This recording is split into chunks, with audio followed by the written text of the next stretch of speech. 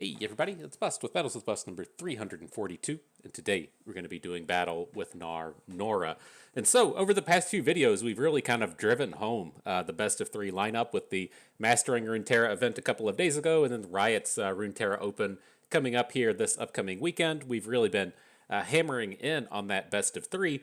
And with that kind of still in mind with the Runeterra Open coming up, I'm quite happy with the Udyr Jarvan deck. I'm quite happy with Samira Leona. But I haven't really been happy with that third deck in the lineup. We've kind of flipped between playing Gwen Vayne and playing Aatrox Vayne, and I haven't really been super happy with any of those. It feels like there's too much overlap with the other decks that we're doing, and I don't like where they're at in the current space. And so I'm still kind of like envisioning what we can get in our third deck and what we're going to look for with our strategy. And I think we've kind of gotten ourselves in this spot to where I'm okay with dealing with Fizz Samira. I think that that's a deck that's okay for us to go up against. The place that we looked at in the Mastering Runeterra event was just banning Ashe, which was a fair strategy. We ran into it a few times. We got the bans, but I think we need to be kind of more in tune with the space of just banning Sett Karma. I thought that we were going to have a little bit more success against that deck. We didn't, and then with the top 8 of that Mastering Runeterra event being flooded with Karma Sett, I think that that's really going to be a major factor in this upcoming event. And so kind of the thing with Karma Sett is it's really polarized. A deck like Gnar Nora isn't going to have much success with it. It just has a much better late game strategy than this one does. And so I'm not really amped about this in terms of just the general meta, but if we're going to be in the space of thinking of just um, banning out Karma Sett, then that opens up the space for Gnar Nora. This is a deck that can perform exceptionally well against any unit-based strategy. It's quite strong against a lot of the mid-rangey decks that are running through the current format right now. The I'm sorry, not Fizz Samira. The Samira Leonas, all the Demacia-based decks, the things with Aatrox in them, Ashe Noxus, they tend to all really struggle with just these big, massive piles of removal spells, and that's what we're looking to see if we can stomach enough to to take into battle and potentially use this one in this upcoming event. And so, as far as Gnar Nora goes, there's a few different flavors of this, but they're all essentially the same deck, and so they all carry this small Nora package that you see from the days of old, where we're playing Nora, the Junk Construct, and the Portal Palooza. After that, you're going to have like 20 removal spells in the deck. It's going to be some combination of Disintegrates and Scorched Earths paired off with a lot of small ping abilities, and so you can't play Pokey Stick anymore. That one's gone, but you can generate them from Gnar, and then you're looking at things like Pie Toss and Group Shot. And so you have this great package attacking low health units, so things like Fizz and Father Elusive, whatever he's called, and the like. We have a lot of removals that can get sent towards those.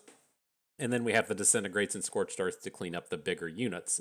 At the end of the day, this deck is going to play between 4 and 5 big late game closers. You're going to see some combination of Ravenbloom Conservatory. You're going to see either Treasured Trash, or you're going to see Captain Farron. And as far as this goes, I'm not familiar enough with the deck to know which way is best. If you're looking over at runeterra.ar and you take a peek at the Gnar Nora, we're just playing this THC Ramnor version. I'm sure this guy loves the weed as much as he loves Gnar Nora, and so that's what we're looking to do battle with here today. But as you scroll through the other versions, you can see the singular Captain Farron with 3 treasured trashes. You can come over and see 2 Captain Farron, but no treasured trash out of this one. The last guy down here playing the full 3 copies of Treasured Trash. You usually have between 3 and 5 of these big game-ending cards, but I'm going to be doing battle with the Ravenbloom Conservatory. My kind of spot with it is we can probably slam it down early, and we're not just stuck with a completely dead draw as we may run into with, say, a Captain Farron. And so if it's, say, turn 5 and we've already banked up 3 spell mana, we play a smaller unit, we can still kind of sneak out a card like the Ravenbloom Conservatory and not waste that mana. But the downside to this kind of thing is if it's like turn 9, right? If we draw the Conservatory on turn 9, we would much rather that be a Captain Farron or a Treasured Trash. But again, I'm not entirely certain on which version I like the most. I just know that I want to give this deck a shot, and if we don't like the conservatories, we can switch over to the cards like Treasured Trash and see if we can have a little bit of success there.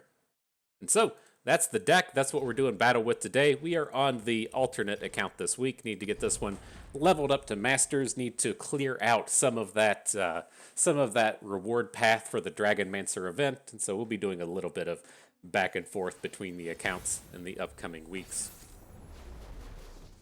All right, going up to battle with Fiery Piss. I don't know how I feel about that, man. Like well, I know how I feel about it. The answer is you need to go to the doctor. You need a penicillin shot stat. But man, he's all about it. He's living the life. He's feeling the burn, if you will. The Fiery Piss coming at us. Wow. But okay, as far as this start goes, I was happy enough to start with one conservatory. Two is a little much, right? This kind of dilutes what our hand is able to do. We're really looking to have a nice stack of removal spells as far as this game goes. And so having multiples of that conservatory can be a bit of a pain. But, we drew the second copy. We had the mana to get it on board. Opponent isn't being too aggressive here. And so maybe we'll get some fast Tybalax down here. Get an opportunity to close this game out. All right, so nothing in hand is directly good at taking down domination. We could return it to hand with the Quicken, but that feels like a bit of a waste to me. I feel like we would rather see opponent, play a dude and then ideally just Quicken that dude back to hand. Solter is not the greatest. The greatest example here, but I think that example is kind of okay. And now that he's down to 2 mana, I think it's fairly safe to just send Domination back to hand. So it's not the most high-powered play here, but it's not worthy of a mini-morph. We're going to be saving these for Evelyn and for Kaisa, and just try to slow him down a little bit. Now with this, like, how much do we really care about this Solter? We can get a block in front of him and Scorched Earth after the fact, but he strikes me as kind of a weak unit, and so I'm just going to hang on to the removals we have at the moment. And Nora turns up. Not bad. I was going to say, I was ready to just Portal Palooza at this turn. It's not that bad of a spot to be, but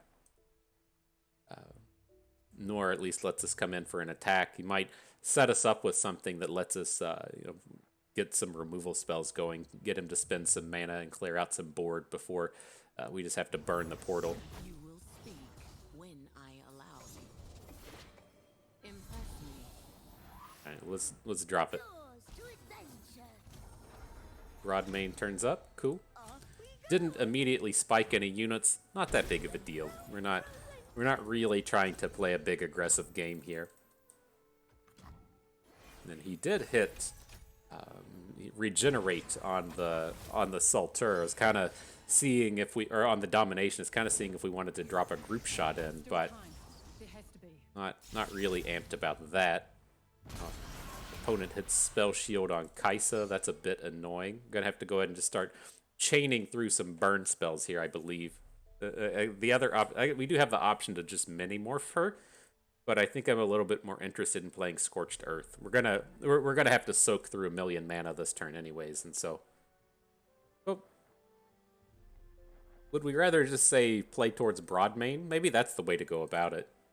So if we say Pytos, I'll hang on to the group shot because we're pretty close to having 4 units and we have a lot of portals in our deck. And then when he puts the second skin on the stack, we'll go in and bring the mini-morph.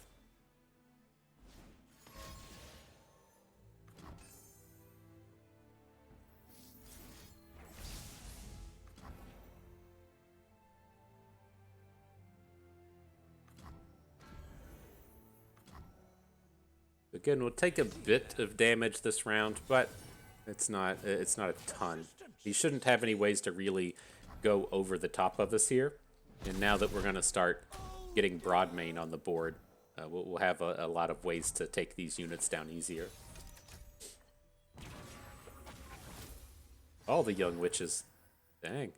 We're gonna get a decent broad main attack on this turn. Noxians are not the monsters they make us out. So check out my 4-power quick attacking broad main. He's ready for battle. He's ready to do it.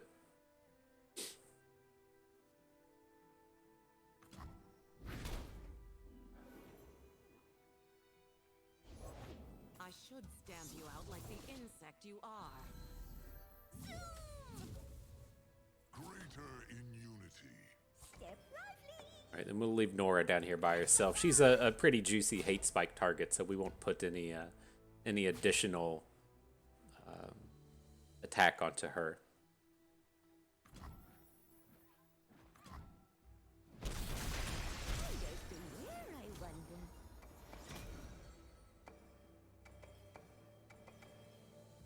Now, kind of a bummer for the turn. We do finally have this big, amped up group shot, but we can't quite take down domination. Otherwise, the good domination is going to survive the turn. And so, kind of a bummer, but things are still moving perfectly fine here. Everything's going okay. He's just in the spot to where his answer to this board is just going to be to add a giant dude. And we're pretty good against that, right? He's gonna have to play an Evelynn or play a Kai'Sa, and we have the mini morph to get the takedown. So makes me feel safe. I know what they are. I know how to destroy them.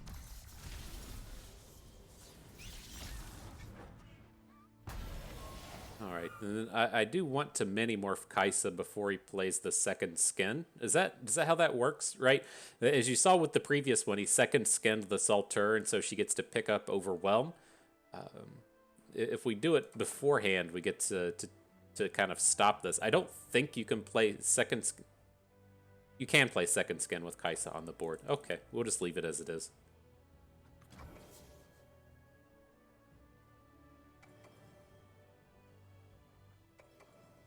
Wait till she gets into combat. Maybe we'll get to do something cool. Getting warmer. I'm coming for you. Alright, so the Acathian Rain doesn't do any damage if Kai'Sa is off the board, so we're pretty safe there. Take this block onto Salter, and then are we worried about taking this 3 damage off of the mini T? I don't think it's that big of a deal. Like these young witches aren't super important, I guess, but I think we'll still be safe in this spot.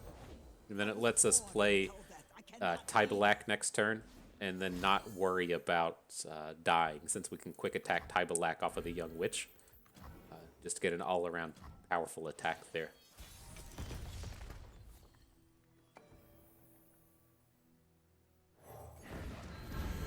All right. Amp up these perilous pastries. Ready to boom with these. Get the extra damages in a pretty good spot now. This game should be pretty close to over. I told you to leave! And leave all these wasters to you? No way!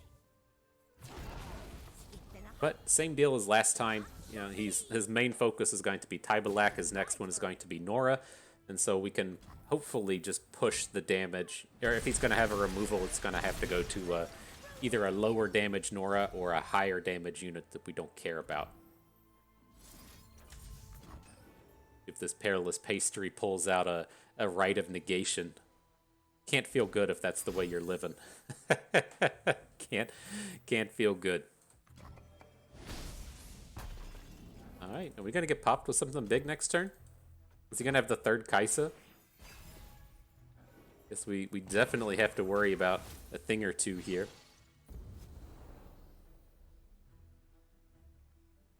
We aren't a deck chock full of mystic shots and the like, so we don't have a lot of ways to just come in and try and draw a burn spell to end the game. Maybe I'll satisfy her cravings.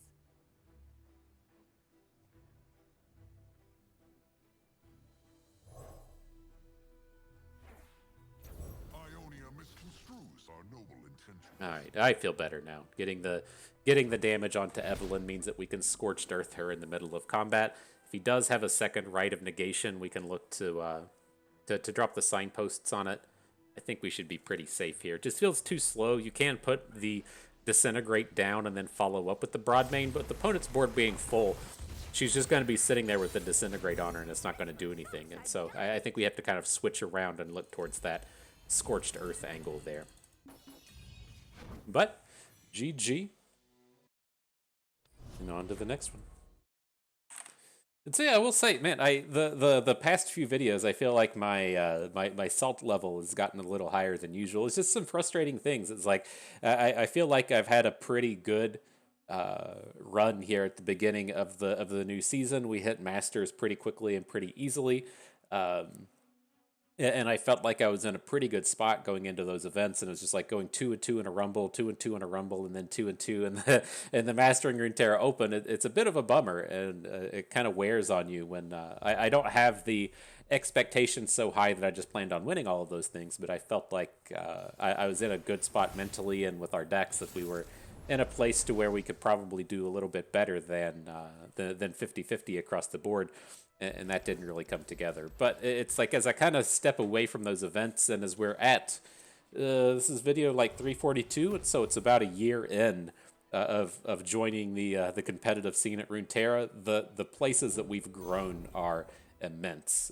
Between where we were when we started to like 2 or 3 seasonals ago, and then now to where we're at, I feel like I've grown exponentially in terms of the level of skill, and those results, maybe that's what they should be with the level of skill that I'm currently at. But I feel like I've learned quite a bit, and we're doing quite well, even though the results there weren't that spectacular. And so it's tough.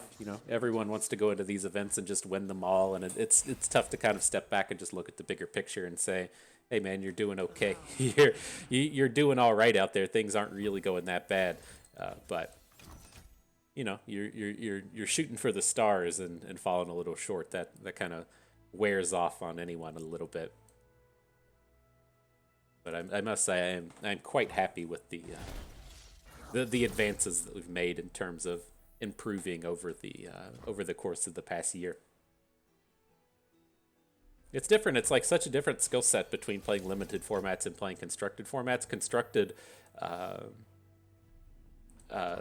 really kind of benefits you from being so like really good with just a handful of decks, as to where in Expedition you have to like really understand the deck building aspects and understand how to maximize what you're given and making the best of the worst out of things, and understanding some of the fringe synergies that you just never see playing Constructed, to where in Constructed you're really going to be getting benefit from playing the same deck hundreds of times. And so as to where, if you want to be really good with Fizz Samira, you can go out and just play 300 games with it leading up to the course of an event, and that's realistically what you need to be doing and have to be doing to getting up to that kind of top echelon of play. But with Expedition or limited formats or whatever, you can prepare that way with some certain decks, but there's a very realistic chance that you show up to an event and that deck just doesn't exist. And so it's such a different space to be in between the two different formats that it's kind of wild, the differences. All right, and this is pretty painful for opponent. I'm actually, a little frightened by this board in the sense that we don't have answers to this Husk, right? It was very easy for him to say play a Gwen or play a Quinn or something and get a really high-powered unit on the board that we just can't deal with our 1 damage pings. But, this is turning out okay now that he doesn't have those cards. I'm curious in this space. I saw the Nora come in and I was immediately ready to put it into play, but I'm thinking a little bit more in terms of should we just be like holding on to Lord Broadmane here to set up a Disintegrate Broadmane. But I think we're okay to kind of slow away from that. We're not quite capable of dealing the 8 damage play with the Treasured Trash.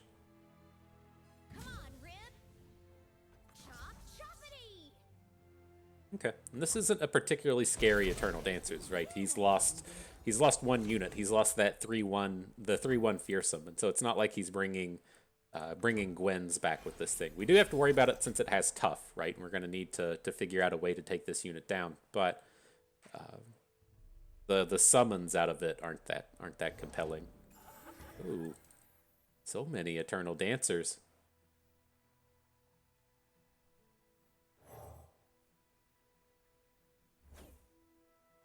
Ionia misconstrues our noble intentions. Looking to just go ahead and slam down the broad main. We could look to Scorched Earth this tough one away, and that does get us in the spot to where, you know, I don't think we need to count on Tybalak to get the 2 damage to take these things down, but it gets us a little bit closer, at least in terms of making our removal spells not terrible. Trust me. Bring in the Scorched Earth on the tough one. Get a block on the Eternal Dancers. We don't have the mana to play Disintegrate at this point, but it will have damage on it, and we have Broadmane on the board, so we have a bit of potential to take this Dancers down later. Losing our Broadmane, but not the biggest deal.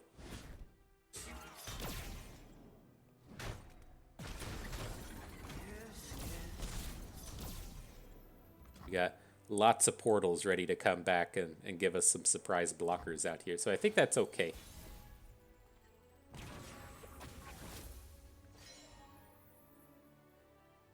Let's just make sure this Dancers is dead, though.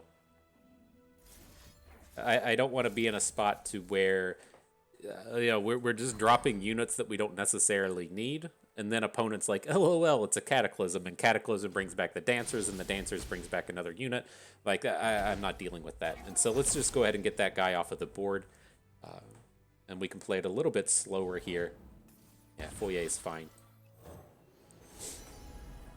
Okay, feel decent with Wallop. The other cards there weren't particularly strong as it is. We Demacians are no easy prey. This way! Oh, speedy scoo! Portals everywhere. All right, and we're getting built up to this big treasured trash. If we can come into this next turn and not die, we should be able to get Tybalak on the board, and then we're open to just get the big spell going. So how do we feel about this? I'm pretty certain we want to. It's like we can let the Valor just happen. It's going to kill whatever it, or get killed by whatever it blocks here, and so it's not that big of a deal. I think we want to just hang on to the Wallop for the moment. But if he comes in and plays a +2/+2 onto the Valor, then I'll look to stun it.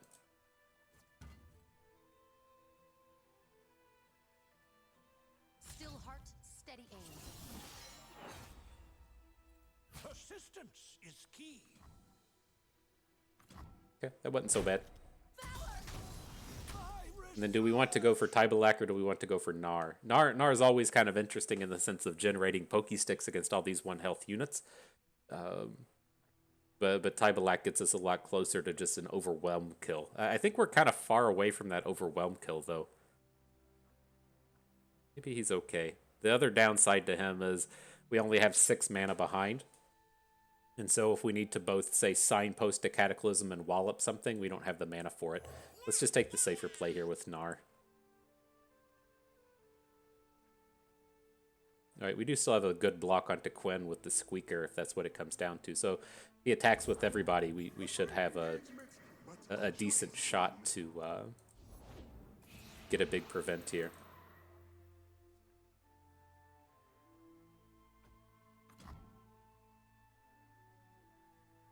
I don't think we need to preemptively Wallop Quinn, right? She's just gonna die in combat anyways. Not that scary.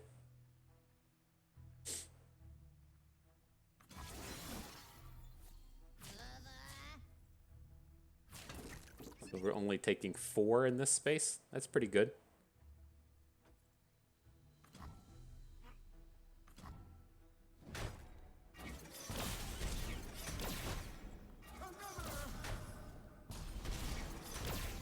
And we got the Pokey Stick in hand. We can send it to face, flip the Gnar. The next turn, I mean, we do have like 12 power of overwhelms with a wallop.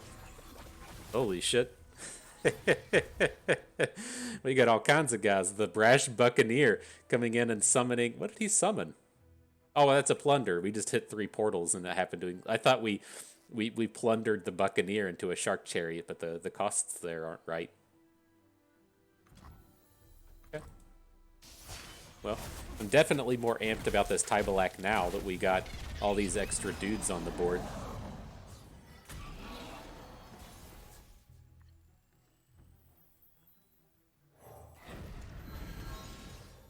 Alright, let's party.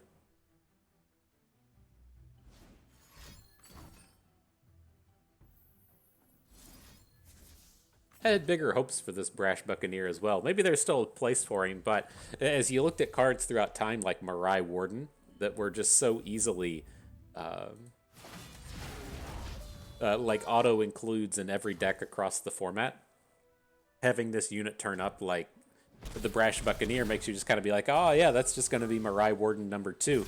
And then it even has those Brash abilities on top of it. I still feel like there's probably a place for that guy in the world, but he hasn't found his home yet. Right, I'm going to restart the game. I'm sorry the deck tracker hasn't been up. I restarted the deck tracker and it didn't pop up. I guess I need to restart the game as well. Alright, next battle. So did y'all eat your deviled eggs out there? Did you take the bust advice, prepare the deviled eggs for Easter, impress all your families? Posted it on Twitter. I made 2 copies. I made 2 versions this year. You gotta make the classics to make sure people are getting what they expect. But then I also I bring out the fancy ones. I brought out the flavored ones this year as well, and so make everybody happy, you know. All right, let's see how it goes. Are you guys gonna hit? Good job, good job. I was really digging for a 1-cost spell here. It's not so important having ways to like disintegrate or scorched earth early. We're really looking to have those early pings and prevent them from attacking. And so we're gonna try and take a shot here. He's used a predict. So we may be able to stop him from attacking. Like if he has to follow up with another unit here, and we could potentially wallop that. So I think that's where we want to be. It's not a super powerful wallop, but like with the way our hand is shaped up with the disintegrates and the Gnars, I feel like we're going to be able to pokey stick one of these away on the upcoming turn. All right, so his guy, I wonder if he just put Rek'Sai on top of his deck, because he's most certainly about to... He predicted something on top and then got the Snapjaw Swarm. That's what this comes down to. Fuck, it's Rek'Sai. God, I hate these cards so much. Like, if it wasn't Rek'Sai, we could block and then attack and have a fresh Pokey Stick behind. Now we have to decide if we want to lose our unit to this dumb card. I think we're stuck. The rest of our hand just isn't any good. So at least we pick up the Pokey Stick that way. But that was a bummer. That was a bummer. So that's going to put Rek'Sai back on top. Wonder if he opens, though. Does. That's not that bad. We at least have the Pokey Stick for the Hammer Snout, so we should only be taking 2 damage.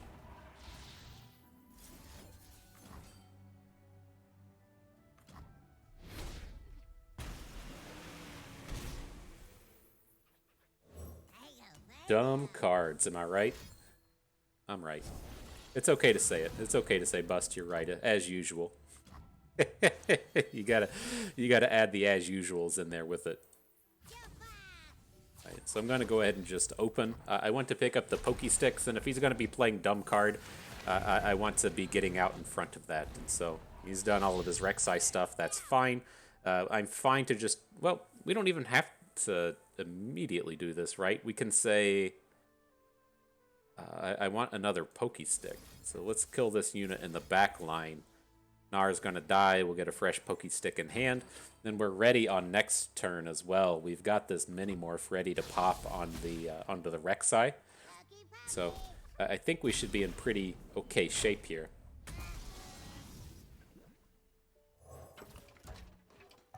Get ourselves a blocker down if he's got a second unit.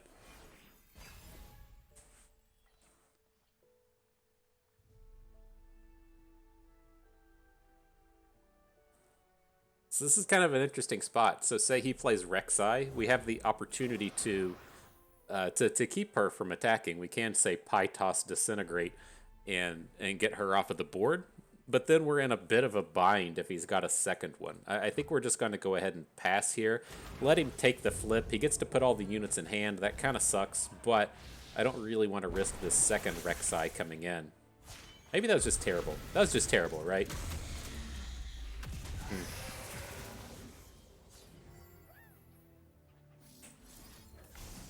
Like, if the second one came in...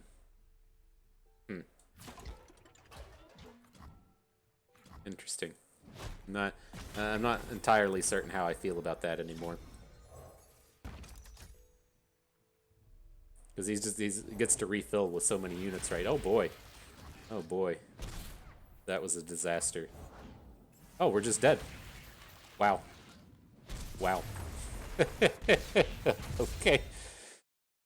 Yeah, that was certainly a way to go. That was, you know, we always describe Lurk as being the deck made for people that love scratch-off tickets, but that was certainly a piece there. I can't complain about the loss, given that we should have just dealt with that Rek'Sai, and if he has the second one, then fine, it is what it is. But you want to see some of that scratcher stuff come into action. Look at that, flipping the Rek'Sai and hitting 2 Snapjaw Swarms immediately in hand. That's pretty good. That's pretty good.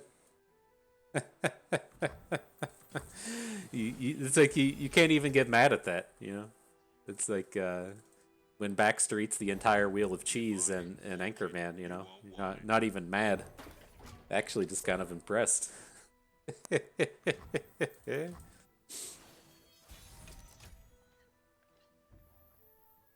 Alright. Up against the Demacia-only elites. We've been preaching this story to you all. Somebody's going to listen to us one day. Really understand how the world works. There's no reason to be playing a Demacia allegiance at this point, right? You know, you could make an argument back in the day that you're playing the allegiance because of things like Vanguard Bannerman. Now you have no reason to not do this. You should be playing Rite of Negation. You should be playing Deny. You should be playing Kale. There's a multitude of reasons as to why. You know, you're just like, why are you limiting yourself to Demacia only at this space? Is the real question, and to me, it just seems terrible. It just seems terrible. But here, I feel like we can soak up a little extra damage. I'm starting to wonder if we're going to regret not taking down this this Battlesmith. It just felt like we were in a reasonable enough spot in terms of just stalling out the game that I didn't really want to go for it. So I think I am now. Now that we've picked up this Scorched Earth, it's going to leave us in a spot to pie toss something down later. So if he wants to, say, drop a Garen this turn, it was still good to take him down.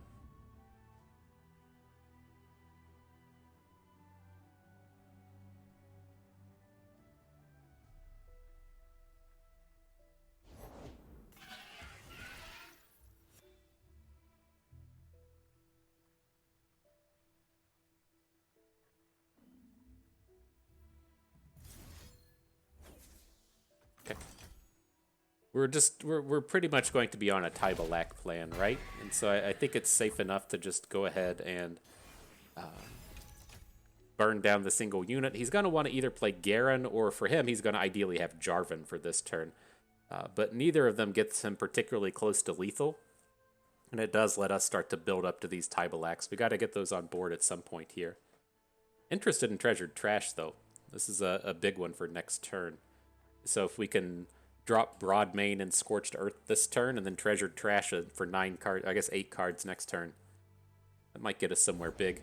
We fight for those who cannot. So he's out of mana at this point. I'm looking to, say, Pirouette. You can deal... we could look to deal the damage to Garen. and then just follow up with Scorched Earth. We have decent blocks with the broad main. You would ideally get the chance to say broad main Garen and then follow up with Pirouette. So we get to say Pirouette him for the kill and then stun another unit. But we're going to be a little slow for that. Maybe we actually... Well, we can't look to do that next turn. We're definitely too slow for that.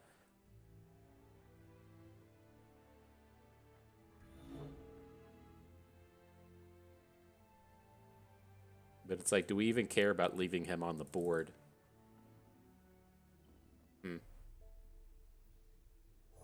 I think it's fine. I'm okay with just giving up on this broad main, I think. And so we can kill this unit. We're going to take 4 damage on the round, and then next turn look to Treasured Trash. I think that's relatively safe.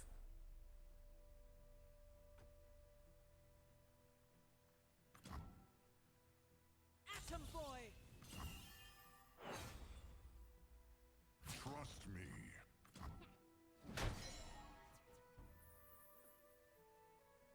Are we okay with that? We could, I mean, we can pivot away from the Treasured Trash since we don't... I guess we could... I mean, we're okay with that, and then we just play Tybalak next turn? Maybe that's the way to go about it.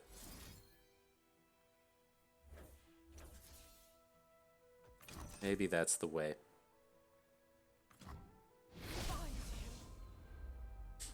Taste steel.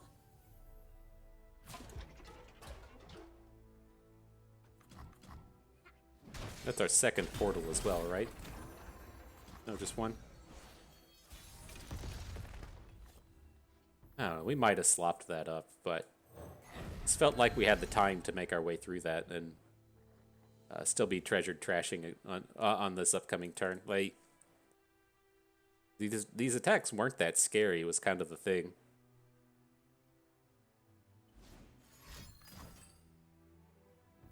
That's kind of scary.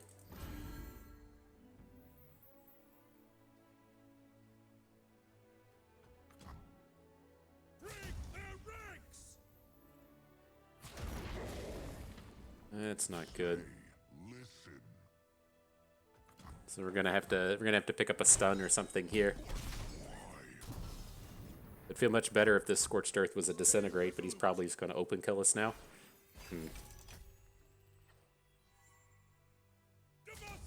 And Jarvan, right? Yeah.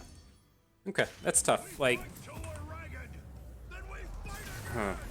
I don't think seeing the champion strength was enough to kind of swap that around, but I think the treasured trash is probably just the way to go.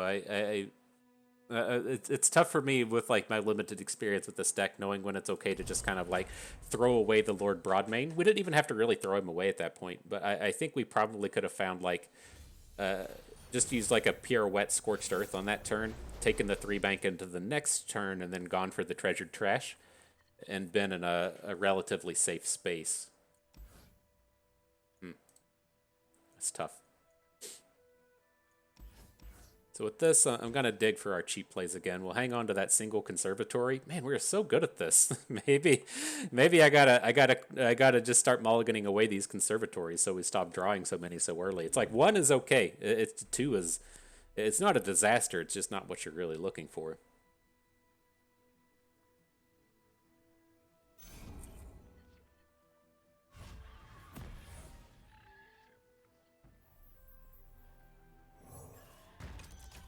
But this is the kind of deck we should have a bit of time. Like the thing that scares me in this space to where we took this mulligan and didn't find any ways to deal damage is if he has a Trifari in here, right? I don't care about him playing like LeBlanc on the upcoming turn. We have the time to come in and deal with that kind of thing. But if he's got, you know, the Trifari in here and dealing 5 damage to us and we can't get in front of it, that's just a real disaster.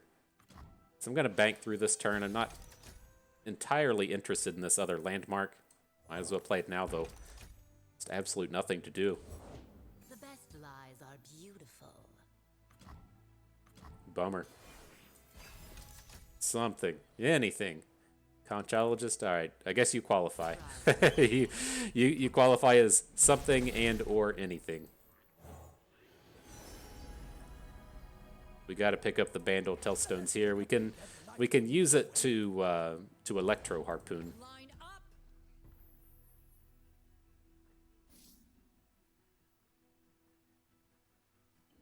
We want to go ahead and spend it, though. Like looking to just take down LeBlanc.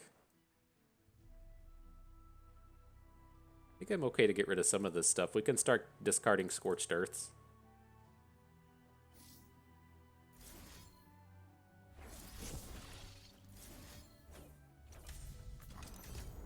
So we'll save this other Scorched Earth. I don't want to deal with LeBlanc next turn. We're going to wait to 2 turns from now. But I want her to be ready with the damage on her. You shouldn't have a way to heal her. I guess you can put like an equipment, or you can play an Elixir of Iron onto her or something, and that gives us a bit of a problem, but I think it should be safe enough. Now that he's gone into this next turn, we're much safer.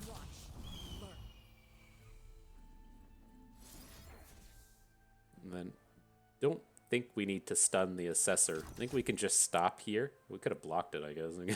got old Conchologist hanging out here in the back line. I kind of spaced out on this, but we could have got the Conchologist in front of something to prevent some of this. I think we're still safe, but definitely a little sloppy with him. Doesn't do what you want.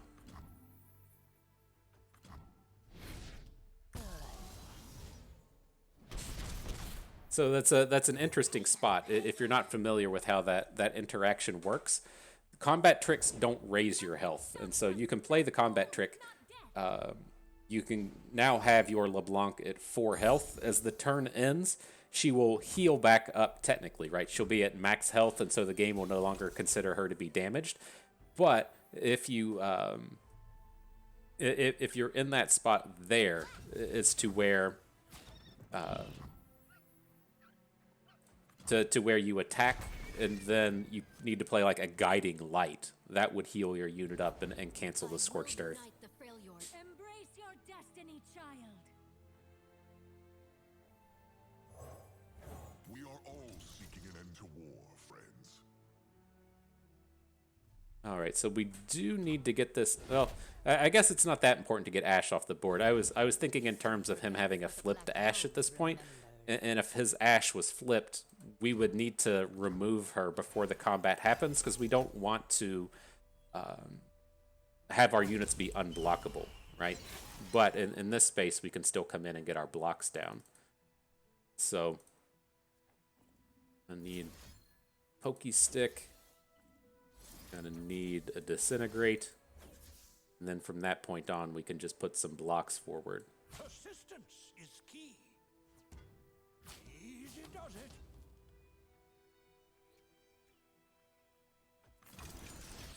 I think that's okay. It's a little dangerous putting the Broadmane into combat, because now he can, say, kill the Broadmane with a Whirling Death. Then the Whirling Death will happen before the Pokey Stick gets to kill the Ashe.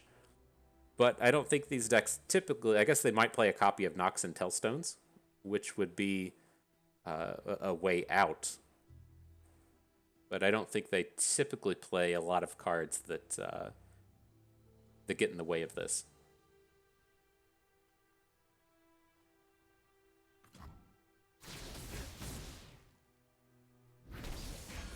Alright, Ashe is down. His board mostly cleared. We get the fresh Pokey Stick while we're at it. Might as well add the other Conservatory, right? Because we're going to 3-bank out of the turn.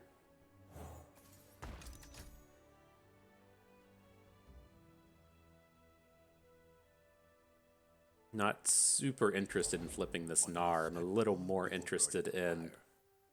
I'm a little more interested in I'll do it myself. generating Pokey Sticks, but that's nasty. That's nasty. Just the ultimate punish coming through from playing the Conservatory that we didn't need. We should have just banked through that one, I guess. As much as Incisive Tactician should be on my radar, he was not. He was not anything I was thinking about right there.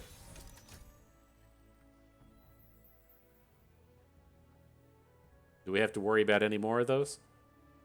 I hope not. I hope not.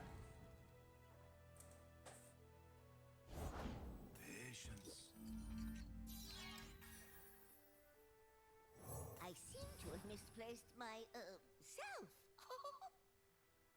Alright, well, we'll get 2 units on the board. It's the best we can do. You know, if it really comes down to it, hopefully next turn we can say double Portal Palooza and get some dudes on board. But I'm not really counting on it.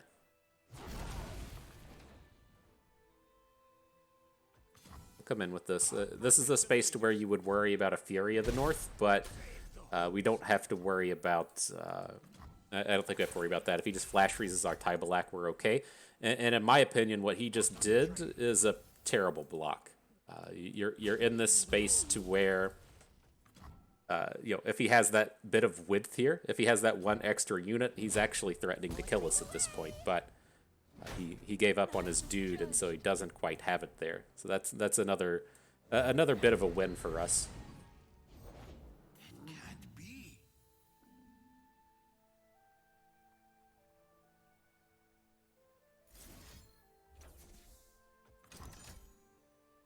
All right, we'll come in with this Pokey stick. See if we get punished again by the old get punished again by the old rally unit.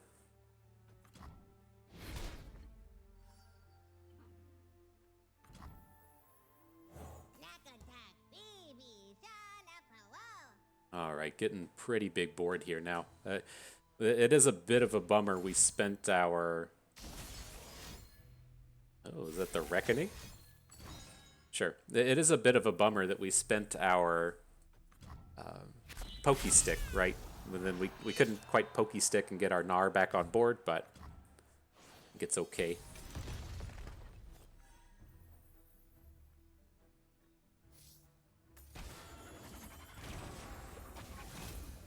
All right, we got a dude.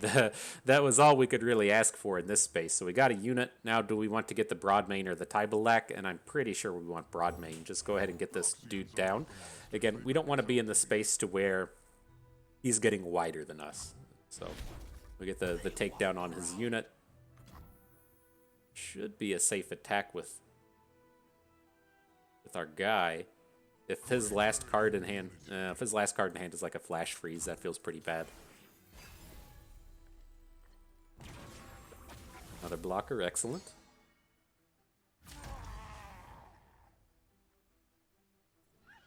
Gives up, GG.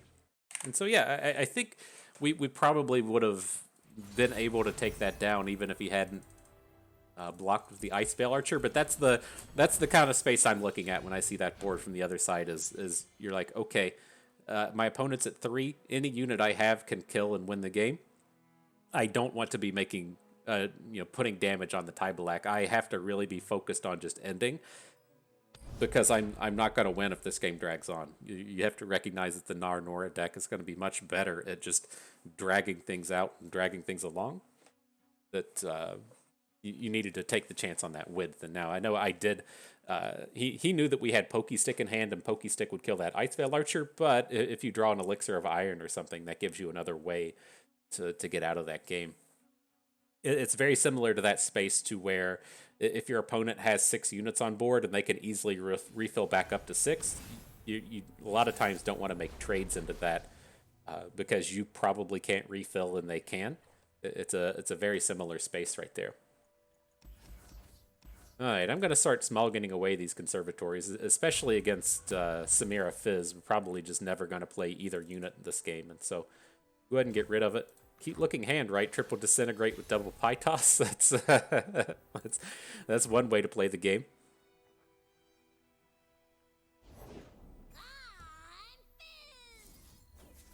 Alright, I'm going to start trying to drain his spells while they don't matter, right? And so if he's playing a warning shot or anything, if he's playing literal anything here to try and get out of this, that's great for us. And so he does swindle.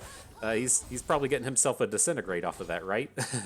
But he spent the entirety of his mana, and so oh shit, that we don't get the pastry back. That's wild. I haven't seen that interaction before. We aren't typically out here playing these Bandle City cards.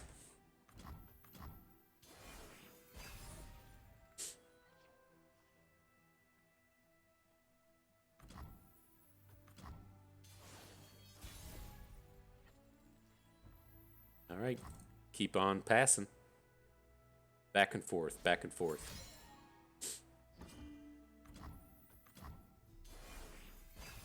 I don't know. It strikes me as this is something that benefits us. I guess he can have some kind of like weird burblefish hand, but I think the longer this drags out, the better we're gonna feel about it.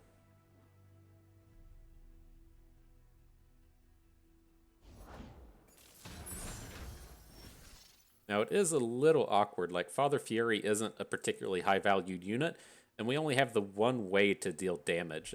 I guess I'm like okay with the pastry, since we have Manimorph in hand, but it is a little awkward having triple Disintegrate, double Scorched Earth, and then no other ways to deal damage and use these cards. They're just going to be sitting around dead for quite a while.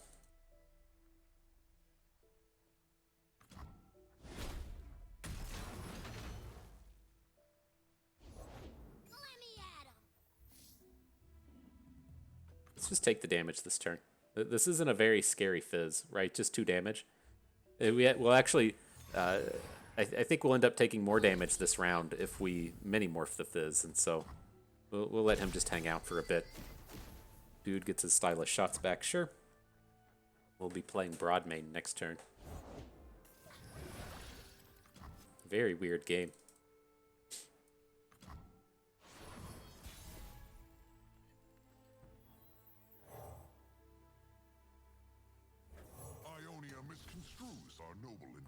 I stopped to highlight the Fizz there for a hot second. You can go for it, but I think he's probably got enough spells at this point to counterspell, and we'll just look to mini-morph the Fizz away as soon as he starts to be scary.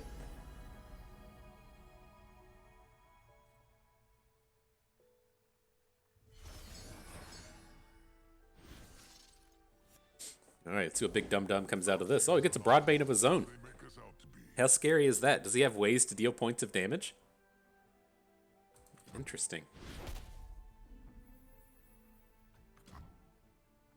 I guess you can. He's gonna end up parlaying our Broadmane, isn't he? That's the kind of nonsense that's about to happen here.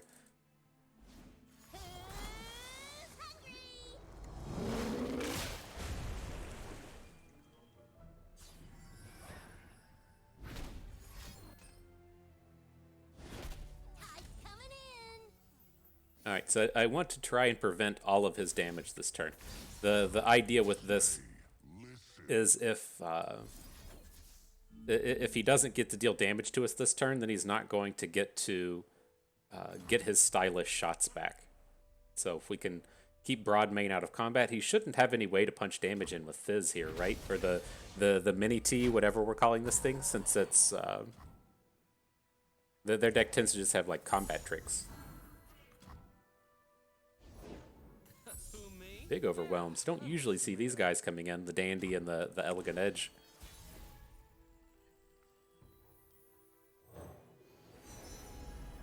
What you got, Conchologist? Happy to pick up Pytos. Finally get some usage out of these Disintegrates. Dude's got a handful of Disintegrates over here, you can tell. Handful of them.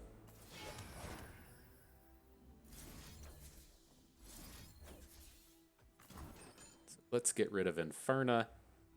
Should probably get rid of the Dandy as well. It's just his biggest source of damage. We could look to add the Junk Construct, but it's not getting a lot of good blocks here. And then we can ignore the Broadmane. We'll have the Scorched Earth for it next turn. We still need to be kind of mindful of taking too much damage, right? This is a deck that can still blow us up with random burn spells, and he really needs the Inferno, though, to be chaining that off.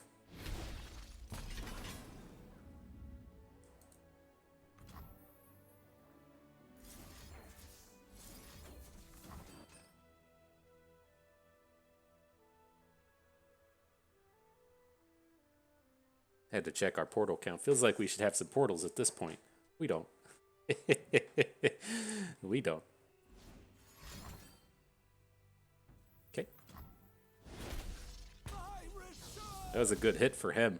The thing came off of the manifest, and it's another spot to where we're sitting on 3 Disintegrates, 2 Scorched Earths, a Junk Construct, and a Pytos, and he managed to spike the Pytos there. Kind of painful.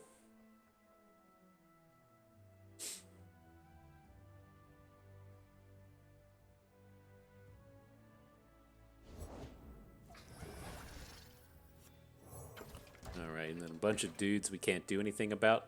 A bit scary. I don't feel like we wasted any of our removal this game, but we have been... Oh shit, Powder Pandemonium. Oh, Jesus. We're just dead now, aren't we? I've got myself locked into thinking we're playing against the normal version of Samira Fizz, which feels like we're in a pretty good spot. Playing against the Powder Pandemonium version, we're just about to get smoked. He can easily just replay it here. It's some build up I wasn't expecting. Hey, GG.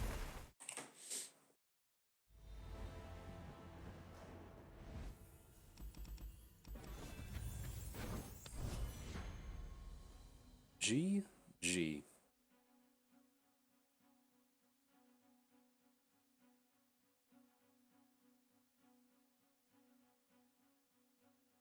You say, I'm tired of seeing these Ravenbloom conservatories. Let's get them out of the way. Just draw triple Disintegrate instead. Easy peasy. Alright, let's get ourselves in this final battle, though. This is going to be our last one. We usually play 8, but we're at the hour mark as it is, and so we'll go ahead and call it after this one. See what we can do up against the old Jarvan Alawi. And this is one, a lot of these cards are quite good here, right? We have the ways to shut them down in the middle of combats. This is a tough one as to where I feel like if we played this deck a lot more, we would have a better knowledge about a hand like this, but I think there's an argument for getting rid of the Gnar, but we're going to be a little bit happier to have the Disintegrate Construct Wallop, right? I'm just kind of thinking of this as like, well, Gnar is such a good way to come in and just generate a Pokey stick that we can then use with the Disintegrate. Maybe the thing is we should hang on to the Disintegrate, but the Wallop is too slow. Like, I'm kind of just envisioning the plays you want to be making against Jarvan Alawi, and that involves, they're attacking with their big 12 attack Overwhelm dude, and you just get to shut it down with a Wallop. That's not until like turn 6 or turn 7 or turn 8, and so maybe we got a little too aggressive in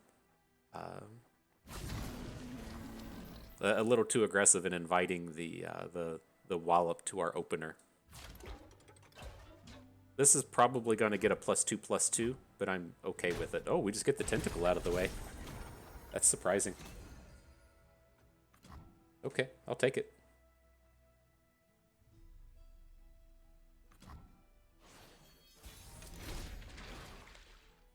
I was just willing to trade our Construct for that Tentacle and then have him, hanging out with the damaged thing. But cool.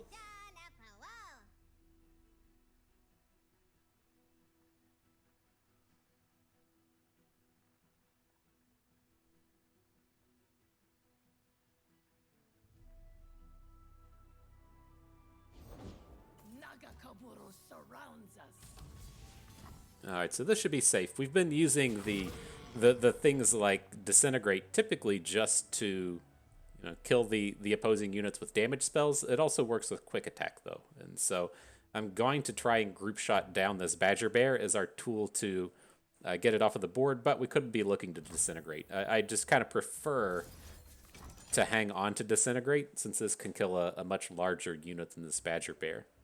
So we'll see if he +2/+2s. So weird. That's what this is going to amount to, as to where he didn't use it on the previous turn, but maybe does here.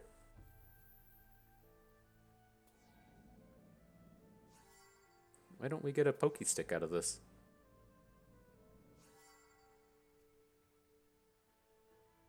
Strike. He gets the strike, right? Okay. It just wasn't turning up in the Oracle's eye.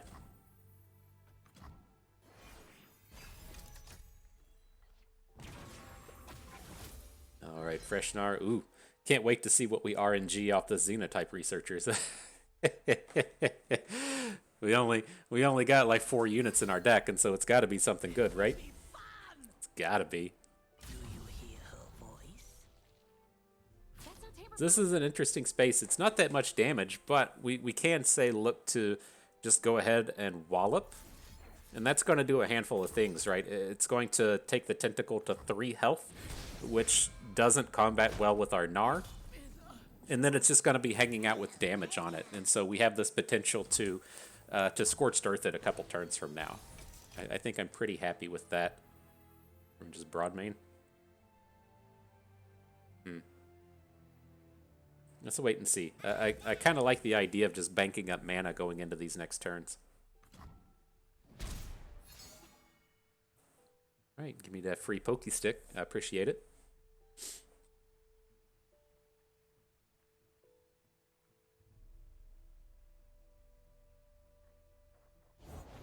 Every work demands a piece of ourselves. That's wild seeing that we're only at 2 ticks. It's like I'm kind of interested in adding this other this other thing, but it's so weak right now. Let's still go for it. I like getting the mana bank. If we can 3 bank and go into the next turn and then be ready with Pokey Stick Disintegrate and also be ready with Broadmane onto the Tentacle, it just gives us quite an edge, I think.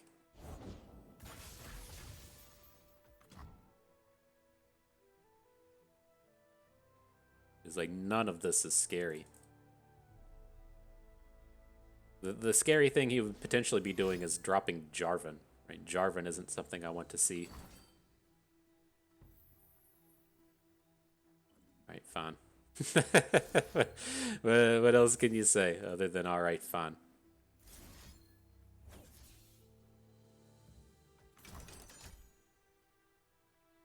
So we're going to get an additional Pokey Stick out of this, right? We play the stick onto the Sculptor, get a card draw off of it. The Tentacle Smash still happens. Now, Gnar is going to fall to 1 health, but then we'll kill off the other Tentacle, get Pokey Stick in hand. Seems pretty good to me.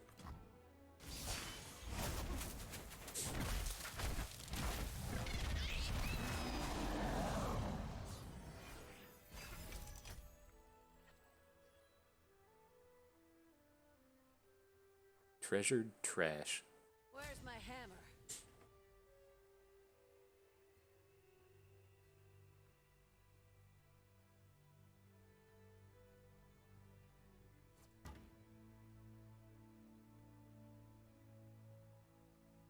I assume when he's starting to make an attack like that, it's because he has Jarvan in hand. You're not just making this open attack if you don't have him. Right? This is such a terrible attack on its own.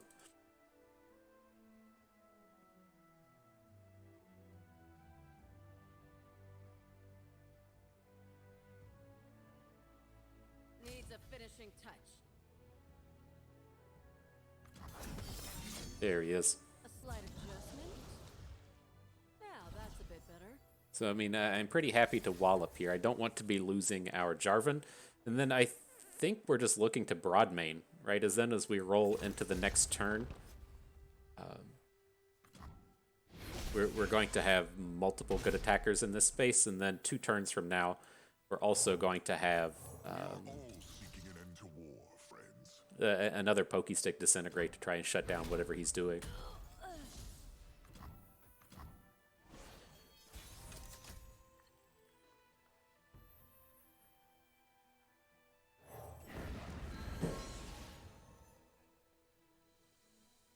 Too bad the flip Gnar doesn't make our sticks free, right? It is. You're right, it is too bad. The sea is fathomless. How bad is this? So he gets a 6 health Tentacle at this point, so it could kill the Tybalak. That's fine. If we get a trade and this monster Tentacle gets removed from the board. Oh, it's not. It's just a 5/6. I saw the health on it and assumed it was big enough. That's great. That's fantastic.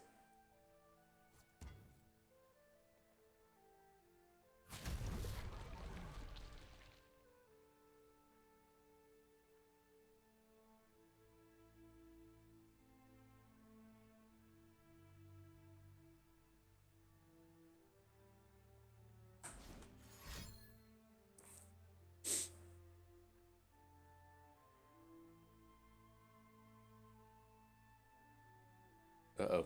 Spell's coming in. What's it gonna be?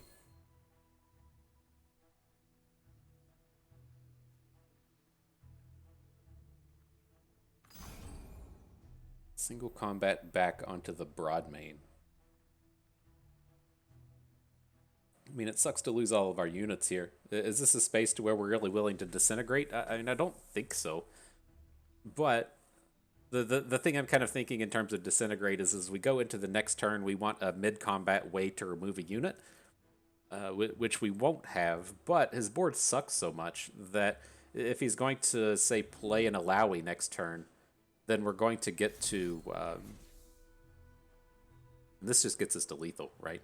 So if he plays an Alawi next turn, we have the Pirouette to shut her down. But, I mean, we've got Pokey Stick and Pirouette. He's got no block in front of the Tybalak now, so he gets to deal the full 7. With the opponent at 2, I feel pretty safe. This open attack never kills us, and so... Okay, I'm on board with that. That was enough. GG. So, alright, not a bad set of games. Pull this up, talk about it a little bit more. And so, it's an interesting spot in a couple of ways, right? This is a deck that gets annihilated by Karma Sett, and probably also gets annihilated by Seraphine. And so there's like the two, big control decks of the format that kind of keep things like this in check. What you used to see in the previous formats there would be decks like the Sun Disk. And so if your deck was too slow, the Sun Disk could become part of the meta. The Sun Disk just ultimately wins the game on like turn 9. And your deck that just sits around and doesn't do anything like Karma Sett is just a turn too slow to ever get in front of it. Now, Karma Sett might be a different story now because the deck is ultimately so powerful, but that was the thing that used to happen in the past. And so if you wanted to, say, play like a War Mother's Call deck, it was typically just a little too slow, and the value you got out of the War Mother's Call was just like a little bit too slow. And then what the Sun Disk was doing was just ultimately crushing you on like turn 9. And so those decks were always kind of kept in check by decks like the Sun Disk. And so things like Gnar Nora are decks that also just got completely annihilated by the Sun Disk. Our deck can't win a game quickly. The game's going to pile on until turn 9, turn 10, turn 11, and then the Sun Disk deck just comes in and crushes. And so with that kind of idea in mind, and with our idea and thoughts of coming into the Runeterra Open, being that we're just going to ban a deck like Seraphine, or ban a deck like... what's your name? Karma Sett. I feel a little bit more comfortable bringing a deck like this to the table. And so that leads me to have kind of like two thoughts about decks like this. Number one is Karma Sett like common enough to really like inhibit us from playing a deck like this? And in terms of the latter, probably not. I think it's going to continue to scale up in popularity, but I don't think it's a deck that's ever going to kind of breach that 10% of the meta mark. And so in terms of being a ladder grinder, this is going to be completely fine. And this is probably actually a fairly good choice in this meta, since it can hold its own against Fizz Samira, and then it's also pretty good against all of the mid-rangey decks in the format. And so this actually has quite a bit going for it in terms of both ladder and best of 3, since the Karma Sett shouldn't be that big of a deal. And so then moving into best of 3 to where I expect to see Karma Sett a little bit more, that's to where I get a little bit more questionable, as we start to see decks kind of rise up like sea monsters. It does give you more credence to play a deck like Gnar Nora, because you do have a lot of game against those decks. They don't play Atrocity anymore, so you don't have to worry about just getting blown up by a 13 damage spell that doesn't care about combat. And so like if your lineup starts to look like Karma Sett, Sea Monsters, and then say like Samira Leona, that leaves us with like a pretty good spot in terms of a deck like Gnar Nora. And so I'm kind of like thinking in my brain pieces, this might be something we want to kind of pursue a little bit more. And so that leaves me with like two more thoughts on the deck before we call it a day. The first one is with the deck itself. And in terms of the kill spells, do I want to play Ravenbloom Conservatory? Do I want to play Treasured Trash? Or do I want to play something like Captain Farron? And I wasn't ultimately too happy with the conservatories, and I know we didn't play any Treasured Trashes in these games, but the problem that you'll kind of run into with Treasured Trash is it's quite capable of missing. And so in terms of the power spectrum, I think Treasured Trash is much better. But you can run into those games to where you have some kind of weird hand to where you only get to draw like 4 or 5 or 6 cards, and then you also have these weird hands to where you play it and you're really wanting to play like 15, 18, 20 mana worth of cards, and you get to play like 9, and that just feels completely horrible and completely terrible, and it just like leaves you in this spot to where you're really kind of counting on treasured trash to dig you out of being at a pretty even board state, right? It's very easy for these decks to be like, okay, well, I'm at like 5 health. I have 1 more card in hand than you, and I really need something from this treasured trash to pop off, because if we just grind back and forth, I'm not really guaranteed to win. And in those games, it should be fine, but in the games where you need to kind of claw back from behind, if you miss, then the game's just done. And so it's definitely got that kind of like high rolly aspect to it.